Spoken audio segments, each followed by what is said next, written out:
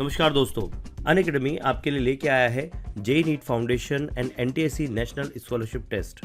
दोस्तों, ये test class 8 से लेकर 10th के बच्चों के लिए है और ये टेस्ट होना है 14 फरवरी को मॉर्निंग में 9 AM से लेकर 10 AM तक। तो आप इसके लिए एनरोलमेंट कर सकते हैं। एनरोलमेंट पूरी तरह से फ्री है। आपको इस टेस्ट के किसी भी को भी कोई अमाउंट पे नहीं करना है और इस टेस्ट में एनरोलमेंट करने के लिए आपको यूज़ करना है पवन वाघ अनलॉक कोड। जैसे आप ये कोड डालते हैं, आपका एनरोलमेंट हो जाएगा। टेस्ट के बारे में थोड़ा सा जानते हैं। सेपरेट टेस्ट होगा क्लास 8, 9, 10th के लिए और ये टेस्ट बेस्ड होगा एनसीईआरटी के सिलेबस पर और साथ ही में एडवांस लेवल के सिलेबस पर। मतलब अगर आप किसी बोर्ड के हैं, किसी मैं कह सकता हूँ कि किसी स्टेट बोर्ड के स्टूडेंट हैं, तो भी आप इसमें पार्टिसिपेट कर सकते हैं, लेकिन आपकी तैयारी बहुत अच्छे से होनी चाहिए। Curated by the best educators. तो आपको इस टेस्ट को अगर अटेम्प्ट करना है तो आपको जो यहाँ पर लिंक दी जाएगी उस लिंक पर आपको पहुँचना है। वैसे भी लिंक मैंने इस वीडियो के डिस्क्रिप्शन में दे के रखी है, वहाँ से जाके आप अपना प्रिपरेशन कर सकते हैं। अब बात आती है कि why should you take the test, क्या जरूरत है इस टेस्ट की। तो टेस्ट योर प्रिपरेशन, आप अपनी टेस्ट जो प्रिपरेशन है उसको टेस्ट कर सकते हैं। आपको पता चल जाएगा कि आपकी ऑल इंडिया रैंकिंग क्या है। इस टेस्ट में जो विनर्स होंगे उन्हें अनअकैडमी का सब्सक्रिप्शन और अमेजॉन वाउचर दिया जाएगा। दोस्तों, ये लिंक देके रखिए, इस लिंक पर जाकर आपको एनरोलमेंट कर लेना है। इस तरह का इंटरफेस आपके सामने होगा जब आप एनरोलमेंट करेंगे। जब आप इस ग्रीन बटन को दबा देंगे तो आपके सामने इस तरह का एनरोल्ड लिखा हुआ बटन आ जाएगा। यहाँ क्लास वाइज देके रखा है, आपको सारी डिटेल आपको यहाँ पर मिल जाएगी। 14 फैब को ये टेस्ट होना है, तो बिल्कुल देर मत कीजिए, फटाफट एनरोलमेंट कीजिए और इस एग्ज़ाम को दीजिए और प्राइजेस जीतिए। लेकिन एक बात का ध्यान रखिए कि जब आप यहाँ पर एनरोलमेंट करते हैं तो आपको एक अनलॉक कोड डालना है। तो यहाँ पर आपको यूज़ करना है पवन वाघ अनलॉक कोड। एक बार आपने ये कोड डाल दिया कि आप इस स्कॉलरशिप एग्ज़ाम को अनलॉक कर पाएंगे और इसको एनरोलमेंट कर पाएंगे। तो बिल्कुल एग्ज़ाम दीजिए, प्राइजेस जीतिए। Be ready for that. Best of luck. Thank you very much. Hello friends, welcome back to Pawan Wagh academy और मैं हूं आपका इंग्लिश दोस्त। दोस्तों, आज हम देखने जा रहे हैं अपने क्लास 10 का यूनिट 4.5 और लेसन का नाम है जोन ऑफ आर्क। तो चलिए आगे बढ़ते हैं इसके लेखक के साथ। इसके जो लेखक है वो है George Bernard Shaw. GB Shaw उनको जाना जाता है, उस नाम से उनको जाना जाता है। 1856 to 1950 was an Irish playwright and critic. George Bernard Shaw ये आयरलैंड के रहने वाले थे और आयरिश लेखक और जिसको हम कहते हैं क्रिटिक भी वो थे। He wrote more than 60 plays during his lifetime, including major works such as Man and Superman 1902, Pygmalion 1912 and Saint John। तो उन्होंने अपने जीवन काल में 60 से भी ज्यादा नाटकें उन्होंने लिखी है ना। 60 से भी ज्यादा नाटक उन्होंने लिखे हैं, जिनमें बहुत सारे बहुत ही जाने जाने माने लोकप्रिय नाटक रह चुके हैं, जिसमें मैन एंड सुपरमैन है, पिग्मेलियन है 1912 में लिखा गया, और सेंट जोन जो कि जोन ऑफ आर्क पर ही लिखा हुआ है 1923 में। ऐसे बहुत बड़ी लिखन संपदा उनके नाम पर दर्ज है। He was leading dramatist of his time और उनके जमाने के वो सबसे ज्यादा लोकप्रिय नाटककार रह चुके हैं। He was awarded the Nobel Prize in Literature in 1925 और इस लेखक को उनके लेखन के लिए 1925 में नोबेल पारितोषिक भी, नोबेल प्राइज भी उनको मिल चुका है। तो चलिए आगे बढ़ते हैं उनके इस नाटक के साथ। एक छोटी सी नाटिका है, नाटक का एक पूरा भाग नहीं है। अभी इसकी नाटक की जो बैकग्राउंड है, नाटक किस दौर में चल रहा है, फिर या फिर उसके पार्श्वभूमि क्या है, ये सारी चीजें हमको पहले जानना है। उसका नाटक का बैकग्राउंड क्या है ये हम पहले जान लेते हैं। The war fought between England and France from 1337 to 1453। 1337 to 1453 has come to be known as a 100 years war। और ये जो युद्ध इंग्लैंड और फ्रांस के बीच में चला वो 100 से भी ज्यादा सालों तक चला और उसको 100 years war है ना, 100 साला युद्ध भी कहा जाता है। Joan was a peasant girl born in eastern France who led the French army to several victories during this war। और ये जो जोन ऑफ आर्क है वो एक किसान की, छोटे किसान की या फिर खेत मजदूर की बेटी थी, जिसने फ्रांस की सेना को लीड किया था, जो फ्रांस की सेना की सेनापति रह चुकी थी, और उसने इस 100 साल के चले हुए युद्ध में बहुत सारी विजय फ्रांस को दिलाई थी। This play begins at the time when all of the northern France and some parts of the southwest were under foreign control. और ये जो नाटिका हम देखने जा रहे हैं, ये नाटिका उस वक्त की नाटिका है जब फ्रांस का पूरा उत्तर फ्रांस और दक्षिण में भी कुछ भाग कुछ दूसरे देशों द्वारा उस पर कब्जा किया गया था। The English controlled some parts and the Burgundians controlled the others. और उसमें से जितना भी फॉरेन कंट्रोल में पार्ट था, जितने भी फ्रांस के हिस्से पर बाकी लोगों का कब्जा रहा हुआ था, उसमें कुछ बर्गंडियंस का कब्जा था और कुछ इंग्लैंड का कब्जा था। The city of New Orleans, one of the few remaining French cities, was held by the English. और बहुत सारी बहुत सारे शहरों में भी इन्हीं लोगों का कब्जा रह चुका था, और इसीलिए जो कुछ बची हुई जो कुछ बचे हुए शहर थे, उनमें न्यू ऑरलिन्स एक प्रमुख शहर है, जिस पर इंग्लिश लोगों ने जिसमें इंग्लैंड का कब्जा हो चुका था। द ईयर इज 1429, और ये जो साल है जिसमें ये नाटिका घटित हो रही है, वो है 1429। Captain Robert de Baudricourt, a military officer, a military officer is seated at the table. His steward stands facing him. और ये 1429 में जो घटनाक्रम हुआ है, उस पर ये नाटिका है, जिसमें कैप्टन रॉबर्ट डी बॉड्रिकोट नाम का जो कैप्टन है उस आर्मी का, वो अपने ऑफिस में बैठा हुआ है, और अ, अपने अपने घर में या ऑफिस में कहीं पर बैठा हुआ है, और उसका जो स्टूवर्ड मतलब उसका घर काम करने वाला जो कुछ आदमी है, वो स्टूवर्ड है पर्सनल, वो वहां पर उसके सामने उसकी तरफ देखते हुए खड़ा है। तो इसी परिप्रेक्ष्य में ये कथा या फिर ये नाटिका घटित होती है। चलो, तो रॉबर्ट कहता है, Robert, I told you to throw the girl out. You have 50 armed soldiers and dozens of strong servants to carry out my orders. Are they afraid of her? और रॉबर्ट अपने स्टूवर्ड से कहता है, अपने नौकर से कहता है कि भाई, मैंने तुम्हें कितनी बार कहा है कि उस लड़की को हकाल दो। एक निहत्ती लड़की को तुम्हारे 50 सैनिक जो हथियारबंद है, क्या वो एक लड़की को यहाँ से नहीं हटा पाए? क्या बात है? क्या तुम उस लड़की से डरते हो? क्या वो सारे सैनिक उस लड़की से डरते हैं? Steward, no sir, we are afraid of you. नहीं नहीं सर, हम उस लड़की से तो नहीं डरते, पर हम आपसे डरते हैं। बट शी पुट्स करेज इन अस। हम आपसे डरते हैं, पर वो हमेशा हमें हिम्मत बढ़ाती है, हमें हिम्मत देती है। She really doesn't seem to be afraid of anything. और वो लड़की अपने जीवन में किसी भी चीज से डरती होगी, ऐसा मुझे बिल्कुल नहीं लगता। वो जीवन में किसी चीज से नहीं डरती है। Perhaps you could frighten her sir. और हो सकता है आप ही उसे डरा सकते हो सर।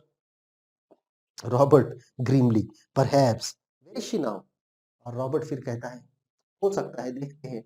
बहुत ही उसकी आवाज जो है वो थोड़ी दबी हुई है अभी, और वो कहता है, ठीक है, कहाँ पर है वो लड़की?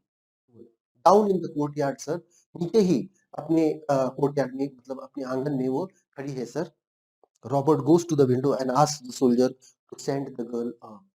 फिर रॉबर्ट खिड़की की ओर मुड़ता है, खिड़की से नीचे झांकता है, और खिड़की से नीचे झांककर उसके नौकरों से कहता है, ठीक है, उस लड़की को ऊपर भेज दो। The girl enters. She is a well-built, strong country girl of 17 or 18 years. वो लड़की फिर ऊपर आती है, और वो लड़की स्ट्रॉन्ग बिल्ट है, मतलब बहुत ही हट्टी कट्टी लड़की है। वो एक 17-18 साल की वो लड़की होगी। The squire's glare neither frightens her nor stops her.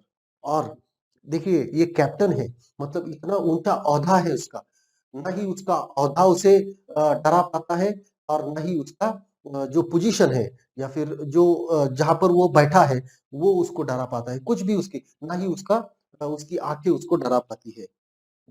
She speaks confidently. वो वहां पर आती है और उससे बहुत ही आत्मविश्वास से बात करती है। Good morning captain squire, you are to give me a horse and armour and some soldiers and send me to Dauphin. और जैसे वो अंदर आती है, वो कहती है गुड मॉर्निंग, उसको वो विश करती है, और विश करके वो कहती है कि देखिए, आप आपसे मुझे कोई 2-3 चीज़ की अपेक्षा है। क्या चीज़ की अपेक्षा है? कि you have to give me a horse, मतलब आप मुझे एक घोड़ा देंगे, एक वो लड़ाई का जो पोशाक होता है, वो देंगे, और मुझे आप परमिशन देंगे कि मैं जा डॉल्फिन से जाकर मिलूँ। ठीक है? मतलब वो आने के बाद कुछ बाकी बातें नहीं करती है, वो सीधे मुद्दे पर आती है और कहती है कि मुझे ये चीज़ आपसे चाहिए। Robert, this girl is mad, why didn't you tell me so? You blockhead. और फिर रॉबर्ट उसकी प्रतिक्रिया देता है कि ये लड़की तो पागल है, ये तुमने मुझे पहले क्यों नहीं बताया? पागल?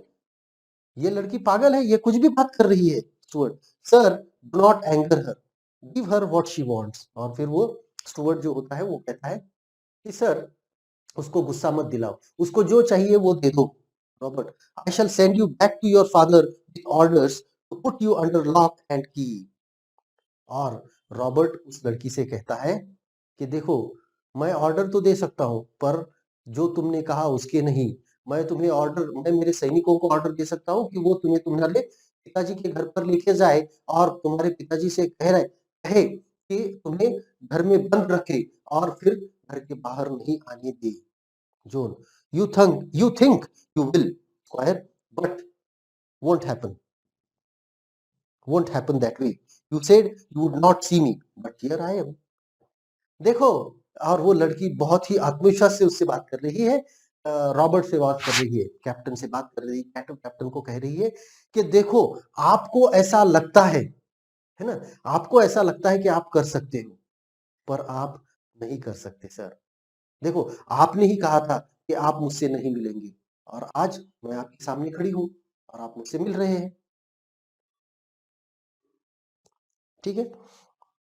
Robert, so you are assuming that I will give you what you want?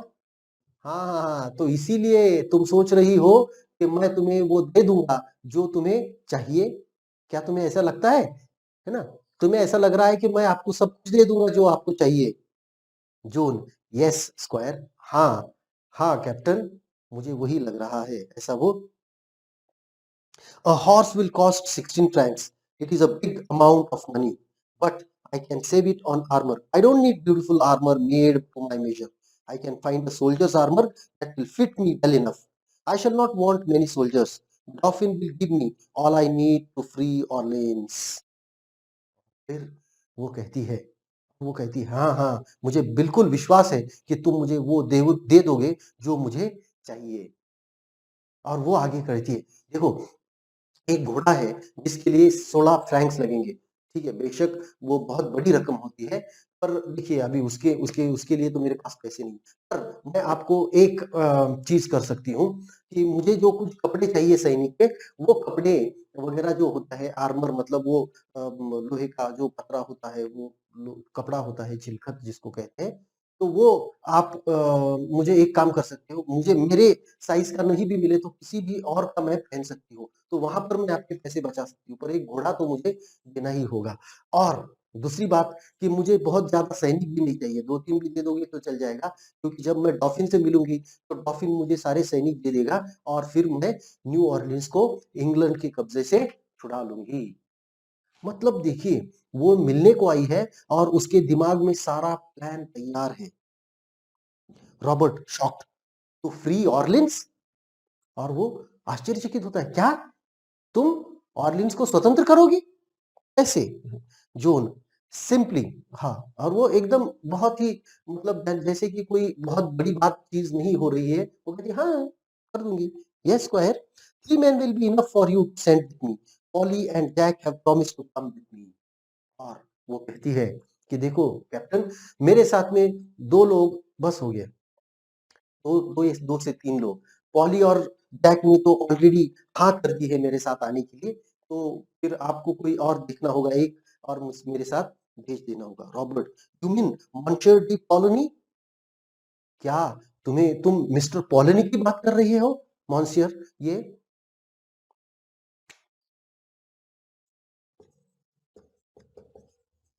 मॉन्सियर ये फ्रेंच में जिसको इंग्लिश में हम मिस्टर कहते हैं, वैसे फ्रेंच में मॉन्सियर कहते हैं ना। You mean monsieur de Colony? Yes, yes squire Jack, yes squire, yes squire Jack will come willingly. और वो कहती है कि हाँ, मिस्टर पॉलिनी ही और स्क्वायर जैक भी मेरे साथ आने के लिए तैयार है। He is a very kind gentleman. वो बहुत ही बहुत ही अच्छा अ, वो बहुत ही अच्छा आदमी है। And gives me money to give to the poor, और वो मुझे गरीबों को बांटने के लिए या फिर गरीबों की मदद करने के लिए भी पैसे देता है। I think John Godsave will come and Dick and Archer and the servants, John of Honecourt and Julian, John of Honecourt and Julian, there will be no trouble for you, Squire. I have arranged it all. You have only to give the order. और फिर वो कहती है कि Jack भी मेरे साथ आने को तैयार है। वो बहुत ही अच्छा इंसान है। वो गरीबों की मदद करने के लिए मुझे कभी-कभी पैसे भी देता है। और मुझे लगता है जॉन गॉडसेव भी आएगा, और डिक द आर्चर, डिक जो अपने तीर कमान में बहुत ही माहिर है, वो भी तीर चलाने में बहुत माहिर है, वो भी मेरे साथ आएगा। और उनके जो नौकर है John of Honecourt and Julian, और ये सभी लोग मेरे साथ आने के लिए तैयार हैं। मुझे नहीं लगता आपको कोई तकलीफ होगी। आपसे सिर्फ मुझे एक ही चीज चाहिए, वो चाहिए आपकी ऑर्डर, मतलब आपका आदेश चाहिए। एक बार आपका आदेश मिल जाए तो फिर मुझे कोई चिंता नहीं है, फिर हम आराम से अपना काम कर सकते हैं, हम जा सकते हैं। Robert to steward, is this true about monsieur de Poulengey? और वो कहता है कि ये मिस्टर पॉलिनी के बारे में जो कुछ भी ये लड़की कह रही है, क्या ये सही है? Stuart ईगरली, yes sir. और स्टुअर्ट भी अभी थोड़ा सा तैश में आता है, और वो कहता है हाँ हाँ सर बिल्कुल। And and about monsieur de Metz too, they both want to go with her. और वो कहता है कि वो जैक भी आने वाला है, ये मॉन्सियर कॉलोनी भी जाने वाले हैं। ये क्या क्या हो रहा है, ये क्या हो क्या रहा है? ये दोनों भी लोग उसके साथ जाने के लिए तैयार है। ये तो बहुत बड़ी बात है, उसको समझ में नहीं आ रहा। Robert goes to the window and shouts into the courtyard, send Monsieur de Polony to me, will you? He turns to John, get out and wait in the yard. और फिर और वो रॉबर्ट फिर वापस से खिड़की के पास जाता है फिर से, और खिड़की में से आवाज देता है कि मॉन्सियर पॉलिनी को मेरे पास भेज दो। और फिर वो जॉन को कहता है, वहां पे जो वो जो लड़की है उसको कहता है, ठीक है तुम एक काम करो, बाहर जाके खड़े रहो, बाहर मेरा इंतजार करो, है ना? John smiling brightly at him, right square, and she goes out. और फिर वो जब उसको आदेश मिलता है कि बाहर जाकर खड़े रहने का, तो वो वहां से निकल जाती है और कहती है ठीक है कोई बात नहीं, मैं रुकती हूँ। Robert to the steward, go with her, stay within call and keep your eye on her, I shall have her up here again. और फिर वो कहता है कि ठीक है तुम नीचे जाके रुक जाओ, तो वो जाती है। और फिर वो अपने स्टूवर्ड को कहता है कि ठीक है एक काम करो, इस लड़की पर नजर रखो और उसको वहीं पर रुकने दो। देखो वो कुछ उस पर ध्यान रखो, है ना? मैं उसको वापस से बुलाने वाला हूँ। द स्टूवर्ड रिट्रीट्स हेस्टली, और वो स्टूवर्ड भी उसके पीछे-पीछे जाता है। Burton Burton D Polony, a French guard enters, salutes and stands waiting. और वो जो है, वो पॉलिनी जो आता है, वो सैल्यूट करता है रॉबर्ट को, और वहां पर खड़ा होता है। Robert, she says you Jack and Dick have offered to go with her, what for? Do you take her crazy idea of going to the Dauphin seriously? और फिर वो पॉलिनी से रॉबर्ट पूछता है, वो लड़की कह रही है कि तुम उसके साथ डॉल्फिन को मिलने के लिए तैयार हो, उसके साथ जाने के लिए तैयार हो? तुम, डिक और बाकी जैक भी, तीनों लोग तुम जाने के लिए तैयार हो? क्या तुम्हें क्या लगता है कि उस पागल लड़की ने कुछ सोच लिया है, और उस पागलपन में आप भी उसका साथ दे रहे हो? Poulengey slowly, there is something about her, it may be worth trying. और फिर पॉलिनी बहुत ही शांत तरीके से रॉबर्ट को कहते हैं कि देखो, उस लड़की में जरूर कोई बात है, और मुझे नहीं लगता कि हमें एक बार कोशिश क्यों नहीं करनी। मुझे नहीं लगता कि हमें कोशिश करने में करके देखने में कोई हर्ज है। मुझे लगता है हमें एक बार कोशिश कर देखनी चाहिए। ऐसा पॉलिनी रॉबर्ट से कहते हैं। Robert, oh come on poly, you must be out of your mind. मत मुझसे कुछ मत बात करो पॉलिनी, मुझे ये मत बताने की कोशिश करो। तुम, हो सकता है तुम पागल हो गए हो, उस लड़की की बात सुन सुनकर तुम्हारे ऊपर जादू हो गया है उस लड़की का, इसलिए तुम पागल हो गए हो। मुझे मत बताओ कि क्या हो सकता है, क्या नहीं हो सकता। Poulengey unmoved, what is wrong with it? पर जब रॉबर्ट ये कह रहा है तो पॉलिनी अपनी बात उससे कहने के लिए पूरी तरह से तैयार है, और वो कहता है कि what is wrong with it, और वो कहता है कि इसमें इसमें हर्ज ही क्या है, इसमें क्या गलत है? The dolphin is in known like a rat in a corner, except that he won't fight. और देखिए, डॉल्फिन एक कोने में पड़ा हुआ है, एक चूहे की तरह, सिर्फ वो लड़ नहीं सकता, है ना?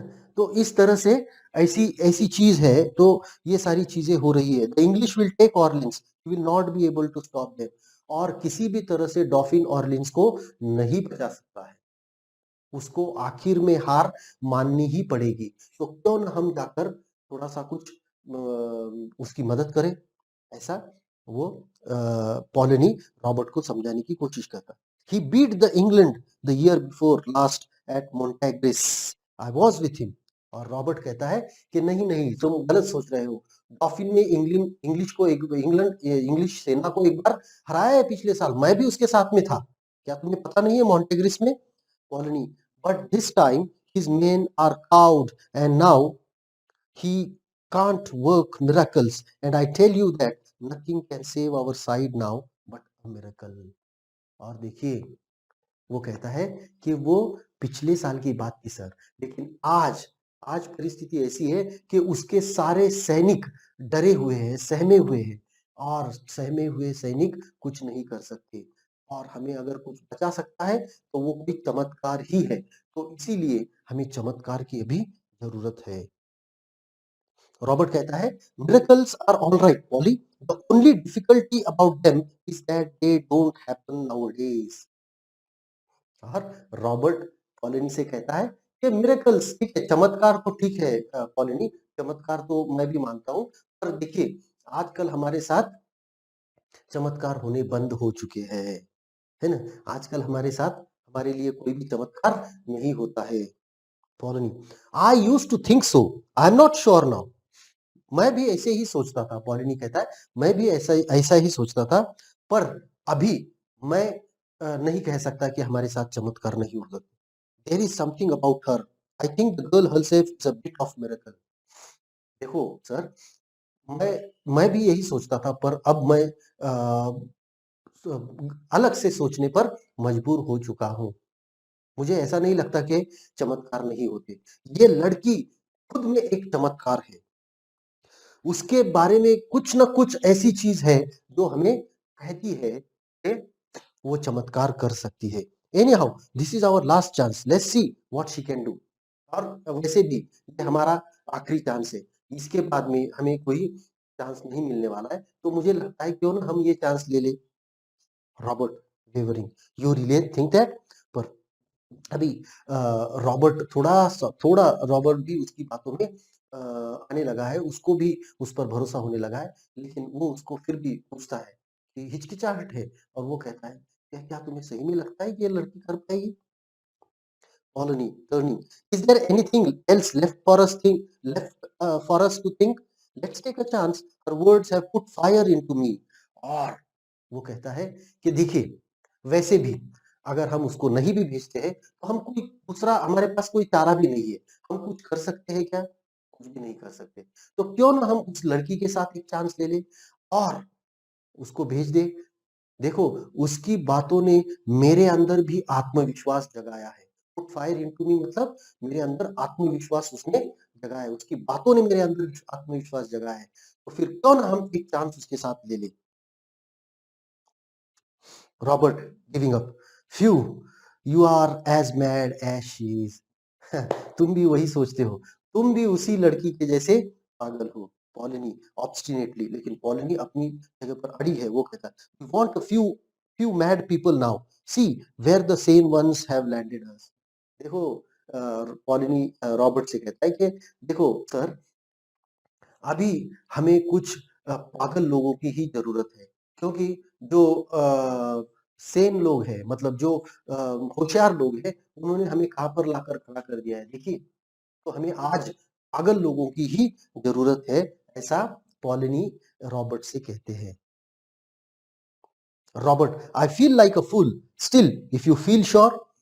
हाँ, और रॉबर्ट उससे कहता है कि देखो अभी भी मुझे यकीन नहीं होता है, मुझे अभी भी पागलपन ही लग रहा है, पर देखो क्या तुम ये करना चाहोगे? Poulengey, I feel sure enough to take her to Chinon unless you stop me. और पॉलिनी रॉबर्ट से कहता है कि मुझे अभी भी लगता है कि मैं उस लड़की को वहां पर मुझे उस लड़की को चिनोन में जाकर डॉफिन से मिलना ही चाहिए। हाँ, अगर आप नहीं कहते हो तो फिर हम नहीं जाएंगे।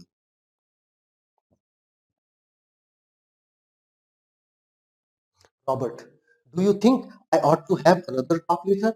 और रॉबर्ट पॉलिनी से कहता है क्या मुझे उस लड़की से और बात करनी चाहिए? Poulengey going to the window, yes John come up. और फिर वो कहता है हाँ जरूर करनी चाहिए, और वो खिड़की के पास जाता है पॉलिनी, और खिड़की खोलकर वो उस लड़की को वो नौकरों से कहता है कि लड़की को ऊपर भेज दो। पॉलिनी ग्रेवली, बी सीटेड जॉन। और पॉलिनी फिर वो जब जॉन ऊपर आती है तो उसको कहता है ठीक है तुम बैठ जाओ John. Robert, what is your name? और फिर रॉबर्ट उससे पूछता है तुम्हारा नाम क्या है? Joan, they always called me Jenny in Lorraine, here in France I am Joan, the soldiers call me the maid. ठीक है, तो वो कहती है कि मेरा नाम तो जेनी जेनी है, जेनी। मुझे लॉरेन, लॉरेन मतलब फ्रांस का जो उत्तरी भाग है, वो एक जिसको हम उसका एक राज्य कह सकते हैं लॉरेन, है ना?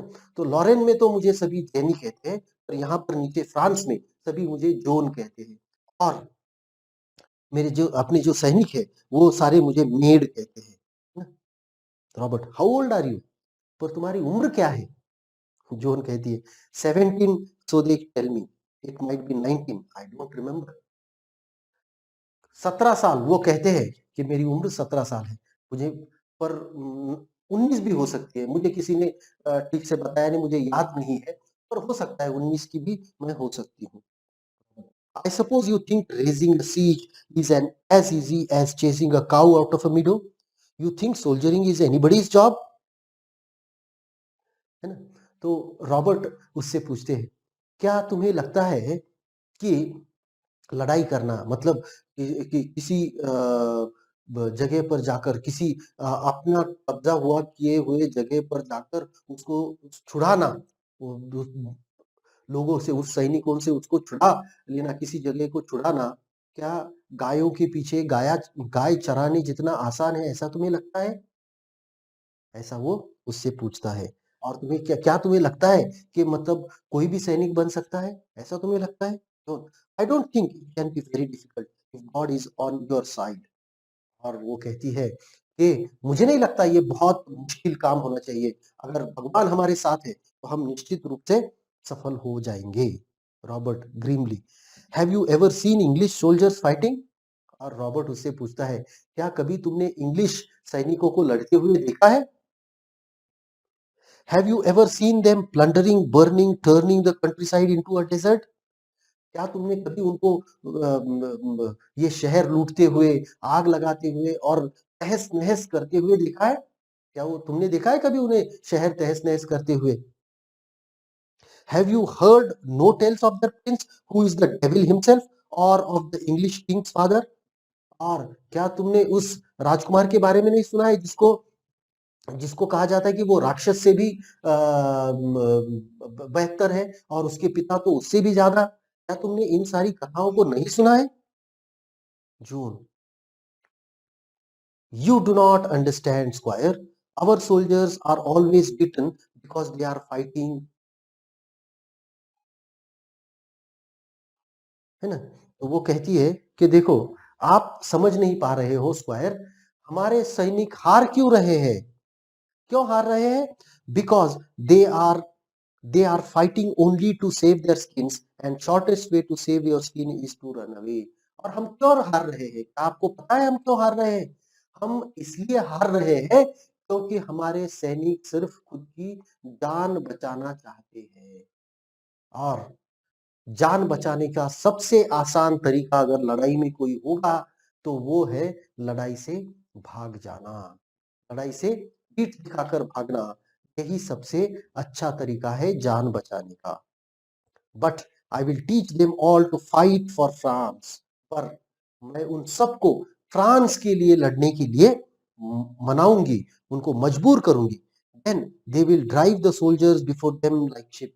और फिर देखना कैसे वो इंग्लिश सोल्जर को जैसे भेड़ को हम इकट्ठा करके चलाते हैं, उस तरह से वो उनको लेकर जाएंगे।